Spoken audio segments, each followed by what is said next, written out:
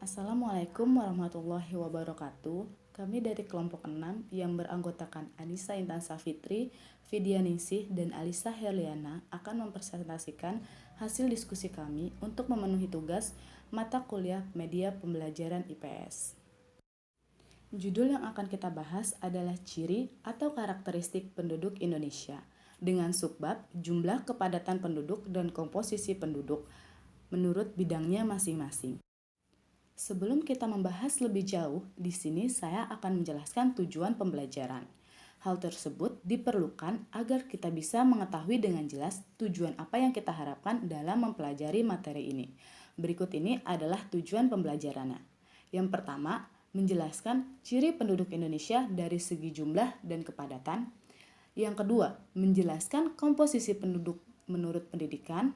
Yang ketiga, menjelaskan komposisi penduduk menurut agama. Keempat, menjelaskan komposisi penduduk menurut bidang pekerjaan. Dan yang kelima, menjelaskan komposisi penduduk menurut lokasi geografis desa dan kota. 1. Jumlah dan kepadatan penduduk Indonesia. Kepadatan penduduk Indonesia tidak merata antar provinsi. Sejumlah provinsi tampak jauh lebih padat dari provinsi lainnya. Berdasarkan peta kepadatan penduduk, tampak bahwa Pulau Jawa jauh lebih padat dibandingkan dengan pulau lainnya di Indonesia. Bisa kita lihat di sini bahwa Pulau Jawa merupakan pulau yang memiliki tingkat kesuburan tanah yang baik. Lalu, Pulau Jawa merupakan pusat pemerintahan dan pusat bisnis ataupun tempat yang strategis dalam hubungan perdagangan maupun dalam modernisasi. Dan Indonesia juga merupakan peringkat keempat dalam kepadatan penduduk di dunia. Yang pertama ialah Cina, yang kedua ialah India, yang ketiga adalah Amerika Serikat, dan yang keempat Indonesia, serta yang kelima adalah Brazil. Kalau kita sudah mengetahui tentang jumlah dan kepadatan penduduk di Indonesia, kita juga harus mengetahui rumus kepadatan penduduk ialah jumlah penduduk dibagi luas wilayah. Contohnya seperti kasus yang terjadi pada tahun 2010 bahwa Kemudian ada komposisi penduduk. Komposisi penduduk adalah pengelompokan penduduk berdasarkan kriteria tertentu. Informasi tentang jumlah penduduk akan lebih bermakna untuk kepentingan tertentu dengan mengelompokkannya berdasarkan kriteria tertentu. Kriteria yang digunakan sangat beragam, seperti A. Komposisi menurut pendidikan, B. Komposisi menurut agama, C. Komposisi menurut bidang usaha, dan D. Komposisi menurut wilayah geografis. Yang pertama, komposisi menurut pendidikan. Tingkat pendidikan penduduk yang dicapai oleh suatu negara akan memberikan gambaran tentang kualitas sumber daya manusia yang tinggal di negara tersebut. Negara-negara maju, tingkat pendidikannya termasuk tinggi. Namun sebaliknya, dengan negara-negara yang berkembang, apalagi negara miskin. Kemudian terdapat beberapa ukuran untuk melihat keadaan pendidikan suatu daerah, yaitu ada rata-rata lama sekolah, kedua, angka melek huruf, yang ketiga, angka partisipasi sekolah. Diagram komposisi menurut pendidikan. Nah, di sini kita bisa lihat diagramnya. Tingkat SD itu lebih dominan atau lebih banyak dibanding tingkat SMP, SMA, maupun diploma atau sarjana. Maka dari itu, negara Indonesia masih tergolong rendah dalam pendidikannya. B. Komposisi penduduk menurut agama. Agama merupakan suatu hak asasi manusia, sehingga manusia diberi kebebasan oleh negara untuk memeluk agama yang mereka percayai. Selain itu, negara juga berkewajiban untuk melindungi HAM tersebut. Tidak diperbolehkan seseorang atau sekelompok memaksakan kehendaknya terhadap orang lain untuk memilih agama tertentu. Lalu, agama yang diakui oleh pemerintah Indonesia saat ini terdiri atas Islam, Kristen, Katolik, Hindu, Buddha, dan Konghucu. Tetapi masih banyak sebagian masyarakat adat yang menganut animisme ataupun dinamisme. Di sini kami juga menyertakan tabel komposisi penduduk menurut agama yang terdapat jumlah dan persentase penduduk menurut agama yang dianut pada tahun 2010. Yang pertama, ditempati oleh agama Islam dengan jumlah penduduk sebesar 207.176.162 jiwa dengan persentase 87,18%.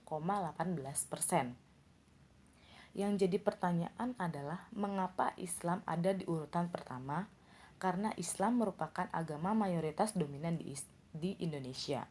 Negara kita bukanlah negara Islam, tetapi negara kita merupakan negara yang mayoritas penduduknya memeluk agama Islam. Lalu dilanjutkan dengan agama Kristen dengan jumlah penduduk sebesar 16.528.513 jiwa dengan persentase 6,96%. Lalu di tempat ketiga ada agama Katolik dengan jumlah penduduk 6.907.873 jiwa dengan persentase yang lebih kecil dari persentase agama Kristen sebesar 2,91%. Lalu dilanjut dengan agama Hindu dengan jumlah penduduk 4.012.116 jiwa dengan persentase 1,69%. Lalu dilanjut dengan agama Buddha dengan jumlah penduduk 1.703.254 jiwa dengan persentase 0,72%. Lalu dilanjut dengan agama Konghucu dan agama-agama lainnya dengan total jumlah penduduk sebesar 234.641.326 jiwa dengan persentase akhir 100%. C. Komposisi menurut bidang usaha. Penduduk Indonesia dapat dikelompokkan berdasarkan lapangan pekerjaannya menjadi pertanian, industri, konstruksi, perdagangan, transportasi, keuangan, jasa kemasyarakatan, dan lain-lain. Nah, kemudian di sini ada diagram. Kalau kita lihat, sektor pertanian itu lebih dominan. Karena bisa juga karena Indonesia merupakan negara agraris. Kemudian disusul oleh adanya sektor perdagangan, terus ada transportasi dan jasa kemasyarakatan yaitu pariwisata. D. Komposisi penduduk berdasarkan wilayah geografis desa dan kota. Secara geografis, penduduk dapat dibagi berdasarkan lokasi tempat tinggalnya di desa atau kota.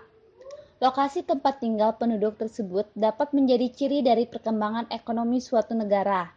Biasanya, negara-negara maju ini, masyarakatnya cenderung berada di perkotaan. Kalau masyarakat di negara miskin atau berkembang lebih kepada menetap di desa. Dan kita bisa melihat perbandingan ciri-ciri masyarakat desa dan kota. Pertama, dalam aspek lingkungan alam. Masyarakat desa ini masih sangat bergantung pada alam, sedangkan masyarakat kota tidak bergantung pada sumber tidaknya keadaan alam. Lalu, Mata pencarian di masyarakat desa dilihat dari petani, nelayan, dan peternak, sedangkan kalau di masyarakat kota beraneka ragam sesuai dengan keahlian atau keterampilan penduduknya. Aspek ukuran komunitas. Jika di masyarakat desa ini lebih kecil dibandingkan dengan masyarakat kota, sedangkan masyarakat kota sangat padat dan heterogen. Dilihat dari stratifikasi sosial, masyarakat desa dilihat dari kepemilikan tanah dan bangsawan, sedangkan masyarakat kota dilihat dari ukuran kekayaan, pendidikan, dan status sosial. Lalu, aspek selanjutnya dilihat dari mobilitas sosial.